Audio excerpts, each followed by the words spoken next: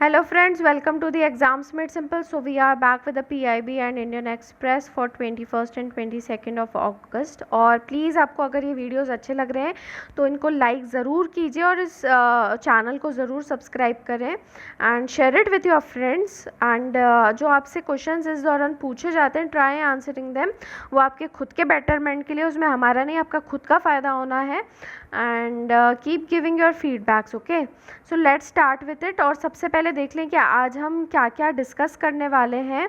So we'll be discussing about employment कि कैसे उसमें ग्रोथ लेकर आई जाए।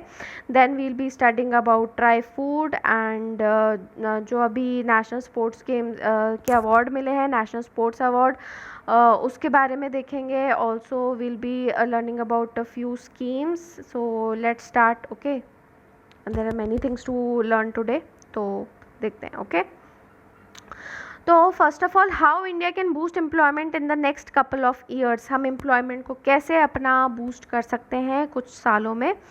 तो इसमें 3 प्रॉब्लम्स एड्रेस की गई हैं। तो first is the labour regulation. ठीक है, तो 15% जो है हमारा वर्कफोर्स वो तो फॉर्मली एम्प्लॉयड है and there are stringent labour laws, उनके लिए स्ट्रिक्ट लेबर लॉज हैं। जो 15% फॉर्मल सेक्टर में एम्प्लॉयड वर्कर्स हैं, बट जो 85% हमारा वर्कफोर्स इनफॉर्मली एम्प्लॉयड है उनको कोई प्रोटेक्शन नहीं मिला है and employers have a complete flexibility. तो उनके प्रोटेक्शन और एम्प्लॉयर्स की फ्लेक्सिबिलिटी में बैलेंस बनाने की बहुत ज़्यादा ज़रूरत है बाय लेबर रेगुलेशन।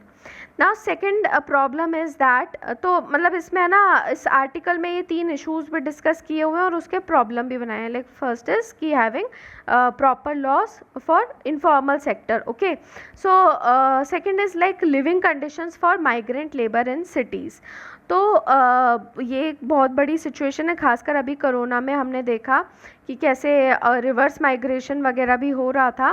तो जैसे नॉर्मल टाइम पे जो माइग्रेशन होता है, तो what is the way forward for that कि encourage the migration of people to higher productivity occupations. मतलब उनके लिए ऐसी ऑक्यूपेशंस बनाई जा सकें जो ज़्यादा प्रोडक्टिविटी दें उनको। Okay, and also ensuring that our cities are clean and they get a affordable and accessible housing. तो लिविंग कंडीशंस को अच्छा करने के लिए क्लीन, अफोर्डेबल और एक्सेसिबल हाउसिंग भी उनको अवेलेबल कराई जाए। ठीक है, और रिवर्स माइग्रेशन जो हुआ है, this is not a challenge, this should be an opportunity, ताकि जो डेवलपमेंट है जो अभी तक केवल सिटीज़ तक फोकस था उसको अब रूरल एरियाज़ में भी स्प्रेड किया जा सके। तो जोग्राफिकली इस डेवलपमेंट को स्प्रेड किया जा सके, इसके लिए रिवर्स माइग्रेशन को यूज़ करना चाहिए। देन तीसरी चीज़ जो है वो हमारी रूरल इकोनॉमी का है। तो there is a big divide between rich and poor. तो इस टाइम पे हमको अपनी रूरल इकोनॉमी को स्ट्रेंथन करने की ज़रूरत है। और वैसे भी हमारा जो पीएम का विजन है of doubling the farmers income by 2022, तो उसमें फार्मर्स इनकम को इंक्रीज़ करने के लिए we should encourage them to grow more value added crops. और इसके अलावा आत्मनिर्भर एग्रीकल्चरल रिफॉर्म्स भी आ चुके हैं जो कि कॉन्ट्रैक्ट फार्मिंग अलाउ करते हैं and open up the agricultural markets. तो ये मीडियम टर्म रिफॉर्म्स भी हैं, but they should be implemented right so that they can actually transform the agricultural market. Okay, तो ये 3 चैलेंजेस ज़रूर याद रखना और इनके वे फॉरवर्ड भी याद रखना to boost the employment. Okay, labour regulation mainly for informal, living conditions for migrant workers and reverse migration में भी उनका अपॉर्चुनिटीज़ बढ़ाना and strengthening the rural economy.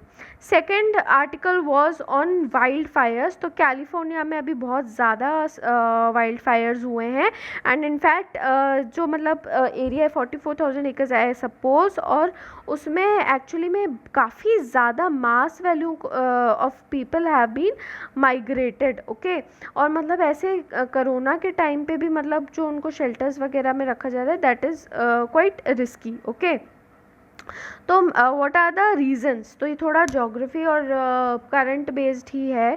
तो लेट्स सी। तो first thing is that the changing climate. तो why they put the changing in bracket, because climate is already the reason. Climate की वजह से तो वाइल्ड फायर होते ही हैं, लेकिन चेंजिंग क्लाइमेट की वजह से ये और ज़्यादा हो रहे हैं।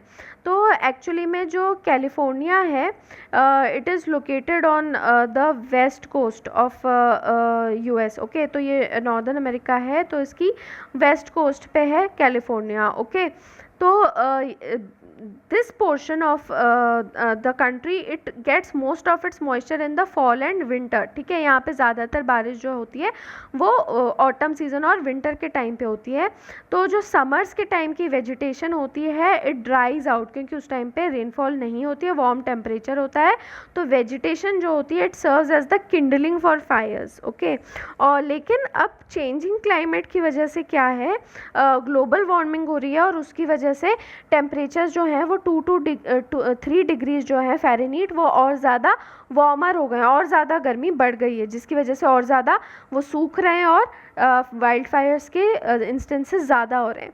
Now second thing is that people. Okay, तो ये 4 इसमें इन्होंने चीज़ें डिस्कस की हुई हैं। पहला हमने देख लिया चेंजिंग क्लाइमेट, सेकंड है पीपल।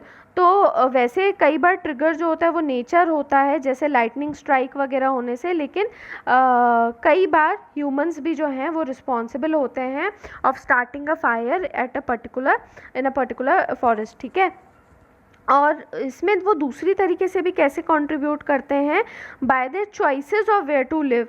तो आजकल जो लोग हैं वो ज़्यादातर एरियाज़ की तरफ मूव करने लगे हैं, फॉरेस्ट एरियाज़ की तरफ मूव करने लगे हैं, जिसको अर्बन वाइल्डलैंड इंटरफेस कहा जाता है। Okay, please remember this term, urban wildland interface. Okay, तो फॉरेस्ट्स के जितना ज़्यादा वो इस इंटरफेस में आ रहे हैं, जो जहाँ पहले वो बसे हुए थे उससे ज़्यादा फॉरेस्ट्स के नज़दीक आ रहे हैं, उससे और ज़्यादा फॉरेस्ट्स के बर्न होने के चांसेस बढ़ते जा रहे हैं। Okay, now third thing is fire suppression.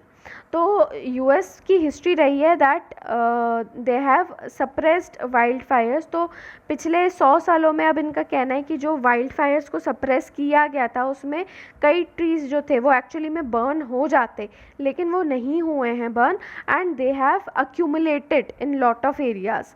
तो अब क्या हो रहा है कि अब वो और ज़्यादा प्रोन हो गए हैं। Okay, fourth reason is the Santa Ana winds. तो हर फॉल में स्ट्रॉन्ग गस्ट विंड्स आती हैं, जिनको सेंटा एना विंड्स कहा जाता है, which bring the dry air from the Great Basin area of the west into the southern California. Okay, तो एक्चुअली में कैलिफोर्निया में 2 डिस्टिंक्ट फायर सीजन्स होते हैं।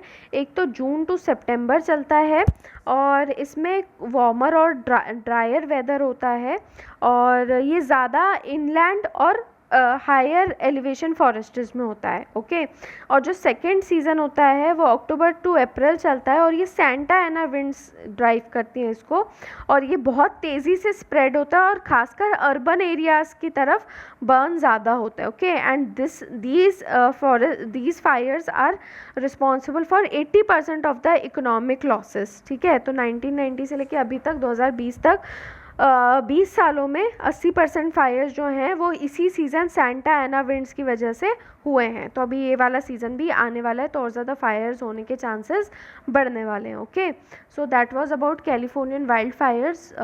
Okay, now let's move to PIB section. Right, so first news is about the Trifood project of TRIFED in Raigarh. ये 2 जगहों पे ये project लेकर आ रहे हैं, रायगढ़ महाराष्ट्र में और जगदलपुर छत्तीसगढ़ में। इसको याद रखना। ट्राईफूड किस चीज़ के लिए है? To enhance the income of tribals through better utilization and value addition to the minor forest products. तो जो माइनर फॉरेस्ट प्रोड्यूस जो कलेक्ट करते हैं ट्राइबल फॉरेस्ट गैदरर्स, उसका और ज़्यादा यूटिलाइजेशन और value addition, mainly value addition के लिए इसको इस्टेब्लिश किया जा रहा है यहाँ पे units. 2 processing units, MFE processing unit setup किए जा रहे हैं रायगढ़ महाराष्ट्र और जगदलपुर छत्तीसगढ़ में। और यहाँ पे जो बेसिक इनके माइनर फॉरेस्ट प्रोडक्ट्स होते हैं, जैसे आंवला, महुआ हो गया, और हनी वगैरह हो गया, कस्टर्ड एप्पल हो गया, उसकी प्रोसेसिंग करके बनाए जाएंगे वैल्यू एडेड प्रोडक्ट, जैसे महुआ ड्रिंक, आंवला juice and candy, jamun juice, pure Honey, ginger garlic paste and custard Apple pulp वगैरह। और इसके अलावा इन्हीं के दूसरे जो 2 स्कीम्स हैं उनको बेसिकली ये इंटीग्रेट करेंगे इसके थ्रू। पहला जो स्कीम है वो है mechanism for marketing of minor forest produce through MSP and development of value chain for MFP. तो जो माइनर फॉरेस्ट प्रोड्यूस है ये पूरी स्कीम है, ओके। ये स्कीम का नाम है, इतना लंबा है तो ये मत सोचना कि पूरा पढ़ के सुना रहे हैं, ये स्कीम का नाम है इसलिए पढ़ के सुनाया है। तो एमएफपी की मार्केटिंग करना थ्रू मिनिमम सपोर्ट प्राइस, ये चीज़ पहले डिस्कस की जा चुकी है तो उसी के लिए है। और वैल्यू चेन को और ज़्यादा डेवलप करना, ओके। और वैल्यू चेन मतलब वही डेवलप करने के लिए ही वैल्यू एडिशन करने के लिए प्रोसेसिंग यूनिट्स को सेटअप किया जा रहा है। एंड ये जो स्कीम है draws its strength from the forest rights act of 2005 और रेम्यूनरेटिव और फेयर प्राइस देने के लिए है ट्राइबल गैदरर्स और फॉरेस्ट प्रोड्यूसर्स को। तो मिनिमम सपोर्ट प्राइस जैसे कि वैसे आपको पता है एनएफएसएफ वगैरह में रहता है मिनिमम सपोर्ट प्राइस, तो इसी के लिए ये ट्राइबल गैदरर्स को प्रोवाइड करने के लिए है। और सेकंड स्कीम जो है वो है वंदन विकास केंद्रस या ट्राइबल स्टार्टअप्स। तो ये एम्प्लॉयमेंट जनरेशन का सोर्स है ट्राइबल गैदरर्स और फॉरेस्ट ड्वेलर्स के लिए और होम बाउंड ट्राइबल आर्टिसंस के लिए, ठीक है। तो ये जो प्रोडक्ट्स वगैरह होंगे वो वंदन विकास केंद्र के थ्रू सेल किए जाएंगे। नाउ स्वच्छ सर्वेक्षण 2020, सो ये जो था ये 5th एडिशन था of the annual cleanliness urban survey जो कि ministry of housing and urban affairs conduct करता है। इसमें फर्स्ट जो क्लीनेस्ट सिटी है इंदौर है, 4 टाइम्स का उनका रिकॉर्ड बन चुका है। सेकंड सूरत है और थर्ड नवी मुंबई है। और मोर देन 100 यूएलबी कैटेगरी में क्लीनेस्ट स्टेट छत्तीसगढ़ है और लेस देन 100 में झारखंड है। तो ये जो स्वच्छ भारत मिशन अर्बन है ये 2014 में लॉन्च किया गया था अर्बन इंडिया को 100% ओपन डेफिकेशन फ्री बनाने के लिए along with 100% scientific solid waste management, okay. और इसके अलावा अब स्वच्छ सर्वेक्षण 2021 भी जो है वो स्टार्ट हो चुका है और इसमें एक नई परफॉर्मेंस कैटेगरी लेकर आए हैं इन लोग जिसका नाम है प्रेरक दौर सम्मान, ओके। तो इसमें एक्चुअली DAWR जो है this is an abbreviation of 5 additional sub categories which are Divya, platinum, Anupam gold, Ujjwal silver, Udit bronze and Arohi is for aspiring, ठीक है। ये 2021 में नई कैटेगरी को किया गया है। और वैसे क्या होता था कि पॉपुलेशन कैटेगरी के ऊपर सिटीज़ को इवेल्युएट किया जाता था, अलग अलग पॉपुलेशन के बेसिस पे कैटेगरीज बनाई थी। अब जो रहेगा इसमें 6 ये जो इंडिकेटर वाइज परफॉर्मेंस क्राइटेरिया उनके बेसिस पे भी सिटीज़ को कैटेगराइज किया जाएगा, okay. Now Sardar Patel national unity award, तो ये किस लिए है बस ये देख लेते हैं। सरदार वल्लभ भाई पटेल के नाम पे है और ये है to recognize the notable and inspiring contribution, ठीक है। नोटेबल और इंस्पायरिंग कंट्रीब्यूशन जो कि नेशनल यूनिटी और इंटीग्रिटी को प्रमोट करने के लिए है। नाम से ही वैसे बहुत क्लियर है, सो इसको याद रखना, ओके। और अभी ये न्यूज़ में है to reinforce the value of a strong and united India. और ये भी देख लीजिए, ये है उसका अवार्ड, ओके। नाउ अटल बीमित व्यक्ति कल्याण योजना ऑफ ESIC, तो एक्चुअली में ESIC की स्कीम चलती है। ESIC है क्या? एम्प्लॉयमेंट स्टेट इंश्योरेंस कॉरपोरेशन है और इनकी स्कीम है सेल्फ फाइनेंसिंग सोशल सिक्योरिटी और हेल्थ इंश्योरेंस स्कीम है इंडियन वर्कर्स के लिए और इसको ESIC ही जो है मैनेज करता है according to the rules and regulations in the ESI act of 1948 के एक्ट के अकॉर्डिंग जो वर्कर्स हैं उनको सोशल सिक्योरिटी और हेल्थ इंश्योरेंस स्कीम देने के लिए है। और ESIC याद रखना स्टैट्यूटरी बॉडी है। और ये अटल बीमित व्यक्ति कल्याण योजना जो है वो एग्जिस्टिंग वर्कर्स के लिए है, उनको अनएम्प्लॉयमेंट अभी कोरोना की वजह से अनएम्प्लॉयमेंट बेनिफिट दिया जा रहा है to the workers covered under ESI scheme, okay. और इसमें फाइनेंसिंग कैसे होती है? फंड है ये तो समझ गए, पर फाइनेंसिंग कैसे होती है? इसमें कंट्रीब्यूशन आता है दोनों एम्प्लॉयर्स और एम्प्लॉयज़ और करंटली 4% कंट्रीब्यूशन है जिसमें से 3.25% एम्प्लॉयर्स का आता है और 0.75% एम्प्लॉयज़ का आता है। तो और ऐसे एम्प्लॉयज़ जो कि 137 रुपये से भी कम अर्न करते हैं डेली वेज, उनको एग्जेम्प्ट किया हुआ है from payment of their share. तो उनको अपना शेयर कंट्रीब्यूट नहीं करना होता है अगर वो 137 रुपये से कम कमाते हैं डेली।